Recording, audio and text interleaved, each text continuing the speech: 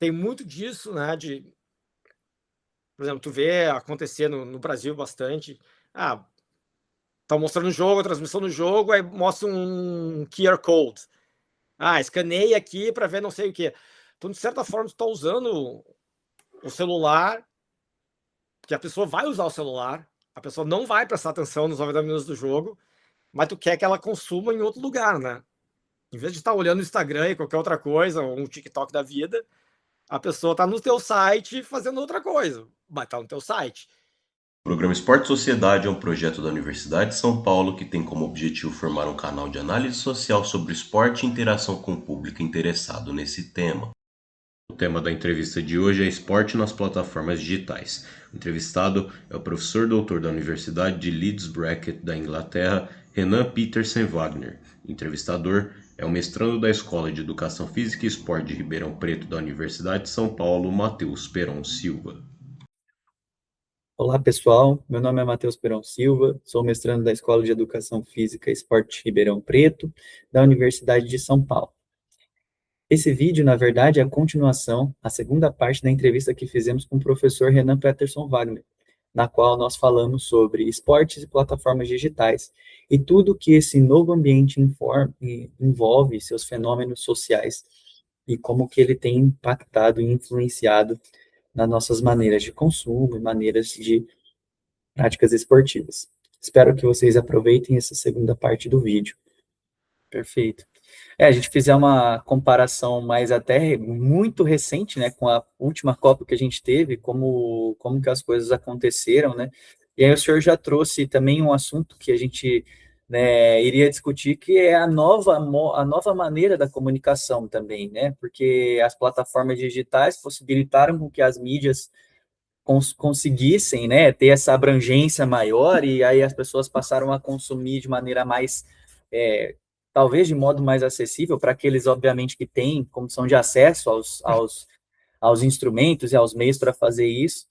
Porém, ao mesmo tempo, a pessoa que, vamos dizer assim, fica responsável pela comunicação das informações e dos próprios eventos até, não são mais somente aqueles que têm a expertise, né, técnica, né, ou talvez graduados em jornalismo ou alguma coisa relacionada, né, do tipo. A gente viu na última Copa, né, como o impacto disso, aqui no Brasil, talvez, mais em relação a outras mídias digitais, de fazer a transmissão mesmo, né, da Copa e a maneira como essa transmissão foi feita, né? Se o senhor puder falar mais, né, sobre como isso altera na construção da opinião, e se altera na construção da opinião, do consumo, esses dos conteúdos produzidos pela mídia, mas agora de um modo diferente, né? Não só de meios digitais, de meios de comunicação tradicionais, mas que talvez poderão vir a ser tradicionais no futuro, né? A gente, como que o senhor pode falar sobre essa relação, né, de mídias e novas mídias que talvez poderão virar mídias estabelecidas, né? Como que as plataformas e, no caso, as mídias conseguiram, né, fazer esse novo processo, vamos assim dizer, né? Teve a gente pode pensar, eu não gosto muito de usar a palavra evolução, né, mas vamos dizer que é uma evolução, é uma mudança que vamos dizer, não todas, mas as mídias, de certa forma, todas operam num processo de tem que achar um patrocinador, o patrocinador, na verdade, quer comprar uma audiência. Então, eu compro um produto, eu compro toda a exclusividade dos Jogos Olímpicos, da Copa do Mundo, porque isso me garante uma audiência Y. Então, eu vou Uhum. vender essa audiência Y para os patrocinadores. Então, é tudo meio que do jeito que as mídias operam, né? Perfeito. Então, Uhum. tentar vender esse acesso aos patrocinadores. Agora, com a difusão, assim, com a quantidade de mídias que a gente tem, que foi aquele ponto que eu fiz antes, né? Tu acaba diluindo os a audiência. Então, a audiência também é difusa, tá em lugares diferentes. E como a mídia tradicional operava, é muito mais vamos dizer, uma percepção, né? Uhum. Hoje, pagavam Datafolha, ou pagavam Nielsen, para saber, eu tenho 90% de audiência, e essa audiência é composta por, vamos dizer, 95% homem, de certa idade, essa classe social, e assim por diante. É uma ideia, assim, genérica, né, da audiência, né? E eles conseguiam juntar, vender aos patrocinadores, tudo bem. Agora, com as mídias digitais, voltando para aquele ponto inicial dos dados, tu sabe exatamente quem é. Tu sabe exatamente quanto tempo ele assistiu, ela assistiu, o que clicou antes, o que não clicou, o que comprou, não comprou. Então, o dinheiro dos patrocínios estão devagar, mas já há bastante tempo, migrando das mídias tradicionais para as mídias novas, né? Porque tu tem todos os dados. Tu sabe quem está vendendo. O patrocínio, por exemplo, eu não preciso colocar, vamos dizer, Havaianas. Havaianas compra o spot lá de 1 minuto, mas aí vai para todo mundo. Tem um monte de gente, não gosta de Havaianas, não preciso ver isso. Hoje em dia, Havaianas, se comprar, vai só para quem gosta de Havaianas. Para quem não gosta, não vai outra coisa. Então, tu consegue vender para outras coisas, né? Então, o dinheiro está migrando devagar, mas continuamente para as plataformas digitais. Perfeito. E sem o dinheiro, as mídias tradicionais não vão conseguir comprar o produto, não vão conseguir comprar os Jogos Olímpicos ou a exclusividade dos Jogos Olímpicos. Então, devagar também está tudo migrando para as plataformas digitais. Então, a gente vê várias plataformas digitais hoje tendo os direitos totais ou parciais de alguns mega eventos. Por exemplo, pega a Apple TV. A Apple TV tem o direito global da Major League Soccer. Tipo, a Amazon aqui na Inglaterra, numa época, tinha os direitos de alguns jogos da Premier League. Então, de certa forma, o poder financeiro está migrando para as plataformas. E a nossa forma de consumo também está migrando para as plataformas. Então, a gente tem um aspecto financeiro e um aspecto cultural. Perfeito. Que, de certa forma, está potencializando essas mídias antigas perderem sua centralidade no meio de comunicação, né? Então, a gente pode pensar, o rádio ainda existe. Eu ainda escuto rádio de vez em quando para escutar o pré-jogo e o pós-jogo do Inter, lá de Porto Alegre. Para assistir, não. Eu vou e assisto em algum canal. Ou não assisto, ou só escuto. Mas rádio ainda existe. Mas o rádio não é central. Antigamente, talvez nos anos 50, o rádio fosse central, depois televisão. E de televisão, a gente está não é perdendo, mas a gente está saindo da televisão para ir para as mídias digitais. É um processo evolutivo, assim, né? Não de evolução, de melhora, da ideia de evolução, mas um processo de mudança. Perfeito. E aí, entrando até nessa questão que o senhor falou do dinheiro, migrando também para as outras plataformas digitais, dos patrocinadores, de como que eles, né, eles fazem esse tipo de patrocínio com a intenção, né, também de atingir um certo público, né?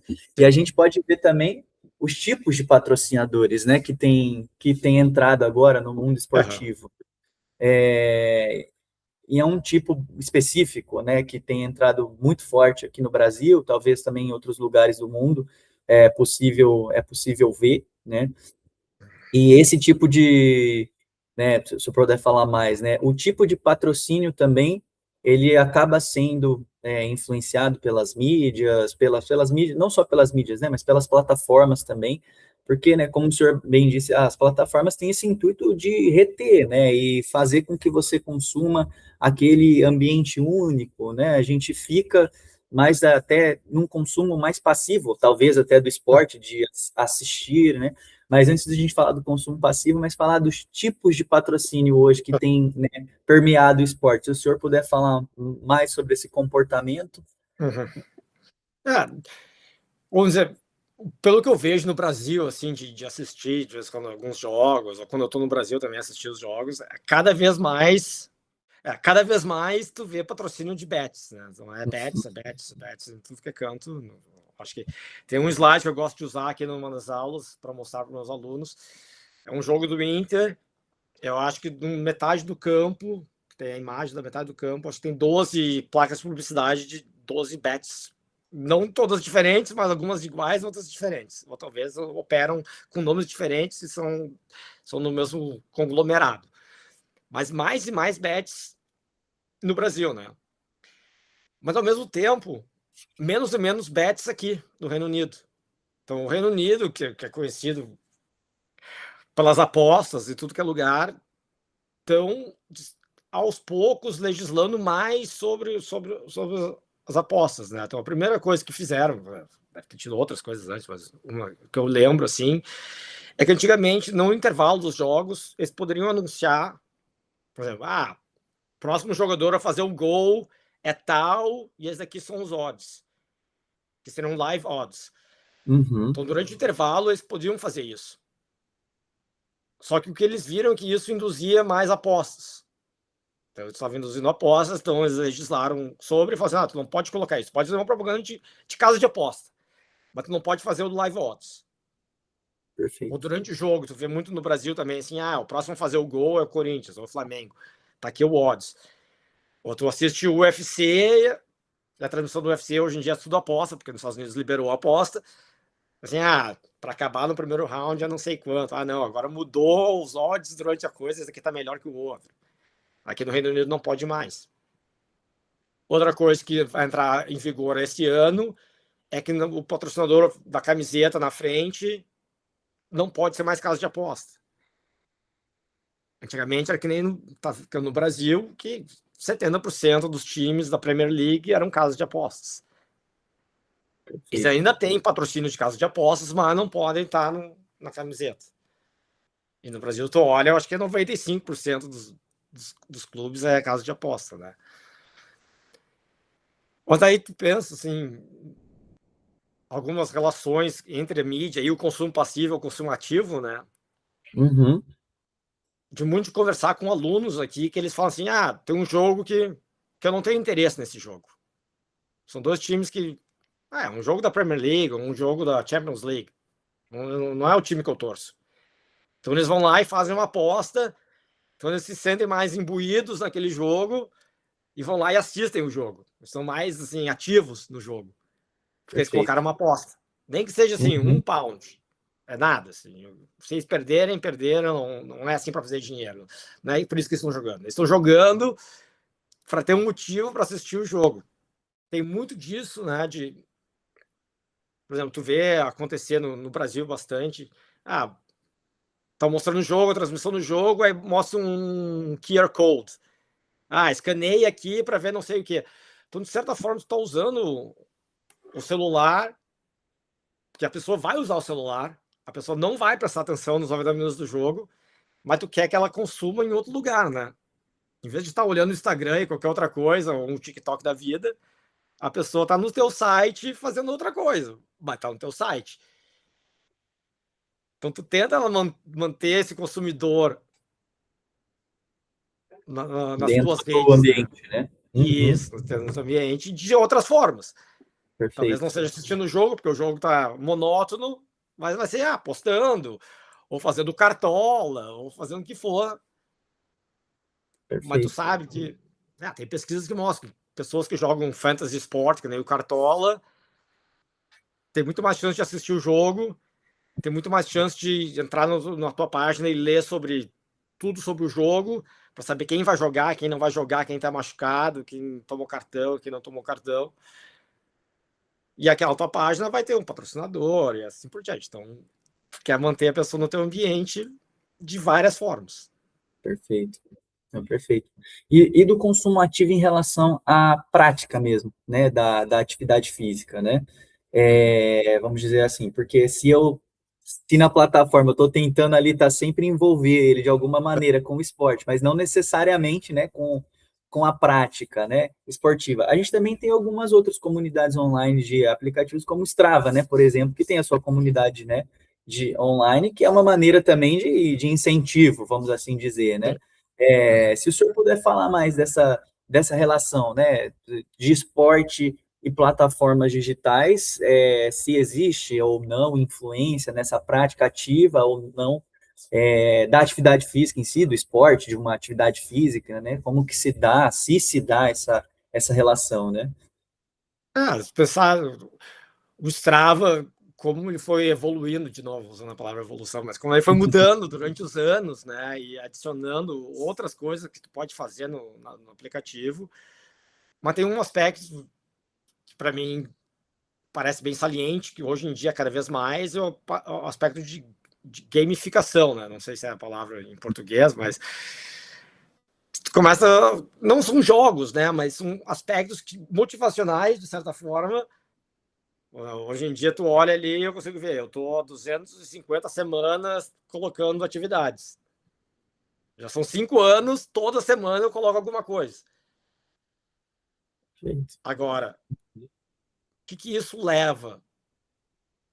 A mais engajamento, de certa forma, porque eu não quero perder aqui as 250 semanas, né? Uhum. Então, tem pesquisas que mostram, na época, não sei, no Brasil não se usa tanto, mas aqui se usa bastante o Snapchat. Ainda se usa o Snapchat. Sim. E o Snapchat, antigamente, tu mandava mensagem para um amigo, uma amiga, e aí ali mostrava, tu tá não sei quantas semanas interagindo com essa pessoa. Então a pessoa não queria perder isso. Então eles mandavam qualquer coisa. Mandavam uma foto do nada. Só para não perder o streak. Perfeito. Para o Snapchat, eles conseguem vender isso para os seus patrocinadores. Falam assim, tem não sei quantos milhões de usuários ativos toda semana. Então eles não estão forçando tu usar a plataforma de uma forma boa, ou positiva, ou o que for. Estão querendo que tu use a plataforma porque tu tem um usuário, aí isso daqui tu vende para o patrocinador, né? Perfeito. E o Strava, de certa forma, ele opera de diferentes formas, né, como plataforma, né? Mas os dados, eu vou dizer para mim, eu acho que o Strava é dados, é a coleta de dados, né? Você sabe onde é que tu vai, que horas tu vai, sabe qual que é o dispositivo que tu usa. Tu usa Garmin, tu usa Polar, tu usa Apple, Samsung, o que é? Então já dá para vender aqueles dados. Não sei como é que tá nos termos de compromisso, se eles vendem os dados, se eles passam os dados ou não. Tem gênero, tem peso, tem idade, tem altura, tem o esporte que tu pratica, com quem tu pratica, onde tu mora, onde tu não mora, onde tu viaja, porque tu vai colocar uma viagem que tu fez. Então tem trocentos milhões de dados individuais que eles podem usar, né? Uhum. Eles também têm uma parte da plataforma que eles oferecem para, vamos dizer, para o poder público. Então, se o poder público, quero fazer uma intervenção aqui, quero criar uma ciclofaixa, uma ciclovia, onde é que tem mais pessoal que anda de bicicleta, que horário que é, e assim por diante. Então, também, Perfeito. é a coleta de dados e como esses dados são compartilhados, né? Então, teve, foi alguns meses atrás que teve um grande problema entre o Garmin e Strava, que assim, o Garmin falou, não, a gente vai parar de compartilhar os dados com o Strava, vou autorizar para mandar direto, porque vocês não estão colocando um nomezinho sendo Garmin Forerunner, Garmin Edge, ou o que for. Então teve um grande processo ali de quem controla os dados, onde é que o dado vai da onde para onde, né? E aí o Strava sabendo que, vamos dizer, 80% dos usuários usam Garmin, então a gente vai ter que fazer o que eles querem, né? Então é o poder, de novo, assim, de quem concentra os dados, onde é que os dados vão. Perfeito. Agora, voltando pro ponto que tu colocou, é positivo? Ajuda as pessoas a participarem? Vamos dizer que sim, né? Agora, pode ser também negativo. Pode criar aspectos mais, assim, como é que é a palavra que eu estou procurando? Tu faz, não porque tu queira fazer por saúde, mas Só por um compromisso. Para colocar, porque se não tá no Strava, não aconteceu. Sim. E assim por diante, né? Então, aqui eu vejo, assim, bastante gente, vamos dizer, que faz ciclismo, faz outros esportes que, às vezes, não colocam nada no Strava, mas é meio que, como eles competem um nível um pouco mais alto, eles não querem compartilhar os seus treinos. Mas estão ali sempre, usando a plataforma, mas não colocam tudo. Perfeito. Não, perfeito. Perfeito, professor. Teve algum tópico, algum assunto que a gente acabou não comentando sobre o que o senhor gostaria de acrescentar? Não que eu lembre, assim. Não que eu lembre. Tem Eu acho que a bastante gente coisa que a gente conseguiu. falou. Nós conseguimos permear de modo geral Aham. bastante coisa, essa relação realmente, não só da plataforma digital em si, né, desde como ela opera até como que ela vai manipular esses dados, manipular não no sentido de manipular, mas de gerir esses dados para gerar informação, que seja para as empresas que têm o poder, ou aquelas que estão, né, buscando, né, o poder, ou mesmo aqueles players que estão, né, ali participando desse campo e desse emaranhado de situações ali, buscando o seu lugar, né, se posicionar nesse campo. E agradecer mais uma vez o senhor, professor, pela disponibilidade, pelo seu tempo de estar aqui conversando conosco. Foi muito enriquecedor, né, o nosso bate-papo. É muito importante a gente falar, né, desse tema tão quente, né, vamos assim dizer, no esporte, mas não só no esporte, né, mas é um tema tão quente na atualidade, como as plataformas digitais estão cada vez mais no nosso dia a dia. Tudo que a gente vai fazer hoje, seja independente do contexto, a gente está com aparelho eletrônico colocando algum tipo de dado que pode ser utilizado e gerido, e como que ele vai ser, né, utilizado. E agradecer mais uma vez a disponibilidade, a participação de topar aqui da nossa entrevista. Muito obrigado mesmo, viu, professor? Tá, obrigado pela oportunidade e também me ponho à disposição se tiver alguma pergunta, alguma coisa, colocarem no canal do YouTube mesmo a pergunta, depois se vocês me passarem, eu respondo. Perfeito. Perfeito, perfeito. Muito obrigado, viu? A gente Nada. fica por aqui nessa entrevista. Assistam o vídeo, compartilhem, curtam. Muito obrigado, pessoal. Até a próxima. Se você tem alguma sugestão de tema para a próxima entrevista, por favor, acesse o link do formulário na descrição do vídeo. Será um prazer contar com sua participação.